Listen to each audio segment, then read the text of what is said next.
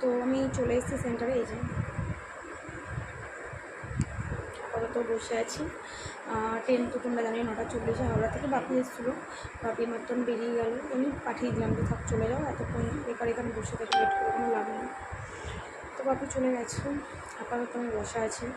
তো কিছু মানুষের নেগেটিভ কমেন্টও দেখতে পাচ্ছি আসছে, তো পাত্তা দেবো না, যত নেগেটিভ কমেন্টই করো গুরুত্ব দেবো না, কারণ সহা হয়ে গেছে, গা সহা হয়ে গেছে। কারণ তোমরা ভালোটাও নিতে পারো না, তোমরা খারাপটাও নিতে পারো না। আমার কেরিয়ার, আমি কী করবো আমার ব্যক্তিগত ব্যাপার, তার কৈফিয়ত আমি কাউকে দেবো না। তো যাই হোক, যে যেখান থেকে সাফার করে সেই বোঝে। ফালতু কিছু নোংরা টাইপ মানুষজন থাকে যারা বকবক করে, তো এখানে অনেকেই আছেন, অনেকেই যাচ্ছে কাজে কাজে, আমরাও যাচ্ছি, আমার ওয়েট করছি। তো যাই হোক, তোমরা মন খারাপ করো না, আমি নিজেকে অনেক শক্ত করেছি, করবো আরও করবো।